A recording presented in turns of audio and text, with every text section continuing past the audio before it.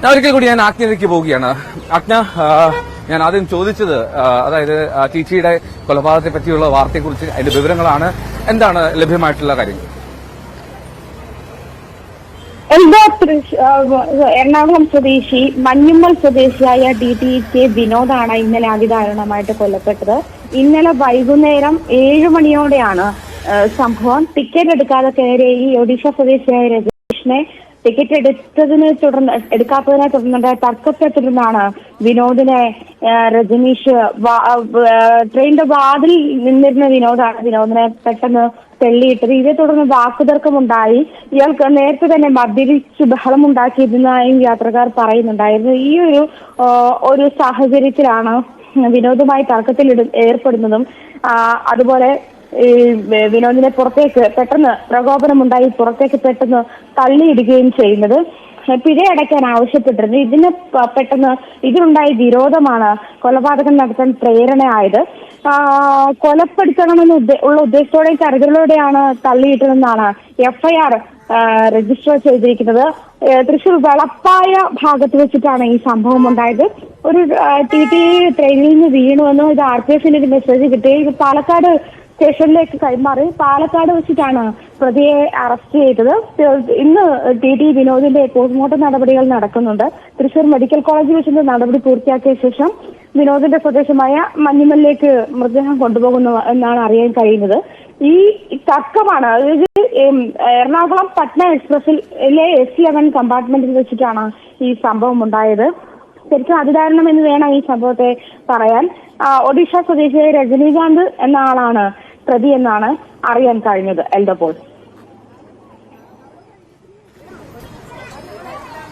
ആജ്ഞ, വളരെ ഞെട്ടിക്കുന്ന ഒരു കാര്യമാണ്. ദാരുണമായിട്ടുള്ള സംഭവം എന്ന് വിശേഷിപ്പിക്കണം. ഒരു TTക്ക് ഇത്തരത്തിലൊരു അപകടം അല്ലെങ്കിൽ ഒരു ദാരുണമായിട്ടുള്ള ദുരന്തം നേരിടുന്ന ഒരു സാഹചര്യം, ഈ ഒരു ട്രെയിനിലെ അക്രമങ്ങളൊക്കെ ഒരുപാട് റിപ്പോർട്ട് ചെയ്യപ്പെട്ടിട്ടുണ്ടെങ്കിലും ഇത്തരത്തിൽ TTമാരൊക്കെ ആക്രമിക്കപ്പെടുക, അതൊരു കൊലപാതകത്തിലേക്ക് എത്തുന്ന ഒരു സാഹചര്യത്തിലേക്കൊക്കെ പോവുക. എന്താണ് ഈ റെയിൽവേ പോലീസും അല്ലെങ്കിൽ ഉദ്യോഗസ്ഥരൊക്കെ പറയുന്നത്? ഈ ഒരു ടിക്കറ്റ് ചോദിക്കുക എന്നത് മാത്രമാണ് ഒരാളെ തള്ളിയിടാൻ ഭാഗത്തുള്ള പ്രകോപനത്തിലേക്ക് ആ രജനീഷ് എന്ന് പറയുന്ന അയാളെ എത്തിച്ചത്?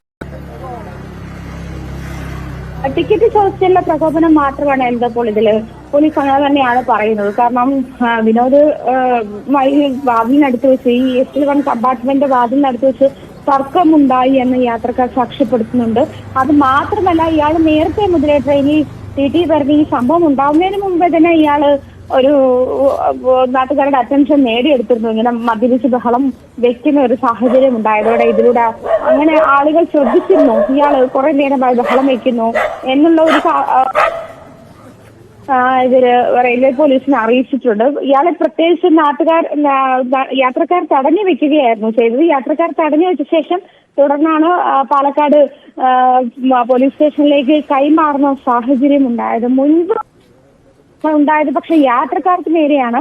യാത്രക്കാരാണെങ്കിലും ഇതുപോലെ TTമാർ വളഞ്ഞിട്ട് അല്ലെങ്കിൽ സ്ക്വാഡ് വരുമ്പോൾ വളഞ്ഞിട്ട് ആളുകളെ ടിക്കറ്റ് എടുക്കാത്തവരെ പിടിക്കുകയും അവരെ പിഴ ചുമത്തുകയും സംഭവം ഉണ്ടായിട്ടുണ്ട്. അതൊന്ന് ട്രെയിനിൽ നിന്ന് എടുത്ത് ചാടുന്ന സാഹചര്യങ്ങളൊക്കെ ഉണ്ടായിട്ടുണ്ട്. പക്ഷെ ഇത്തരത്തിൽ ആദ്യമായാണ് എന്ന് തോന്നുന്നു, പ്രത്യേകിച്ചും കേരളത്തിൽ ആദ്യമായാണ് എന്ന് തോന്നുന്നു ഇങ്ങനെ ഒരു അതിദാരുണമായ രീതിയിൽ TTയെ എന്തായാലും ഒരു സാമാന്യ ബോധമുള്ള ഒരു മനുഷ്യന് മനസ്സിലാകുന്നതാണ് ട്രെയിനാണ്. ട്രെയിനിൽ നിന്ന് കൈവിട്ട് പോയാൽ നേരെ മരണത്തിലേക്കാണ്.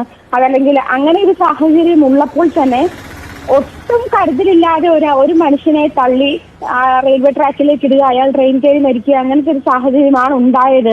അയാൾ TT മനുഷ്യനാണ്, അങ്ങനത്തെ ഒരു കൺസിഡറേഷനും ഇല്ലാതെ ഈ മദ്യപിച്ചിലേക്ക് കെട്ടാല് ലഹരിക്ക് അടിമയായ ഒരാള് കാട്ടിക്കൂട്ടിയാൽ അയാളോട് തർക്കിക്കാൻ നിന്നതിന്റെ കോൺസിക്വൻസ് ആയിട്ട് ഇതിനെ കണക്കാക്കണമെങ്കിൽ ഇത്തരം സാഹചര്യങ്ങൾ അങ്ങേയറ്റം ഭയപ്പെടുത്തുന്നതാണ് എന്ന് വേണം മനസ്സിലാക്കാൻ. എൽദപ്പോൾ ശരി, ആജ്ഞയാണ് വിവരങ്ങൾ നൽകി. എന്നാലും നമ്മൾ അത് സൂചിപ്പിച്ച പോലെ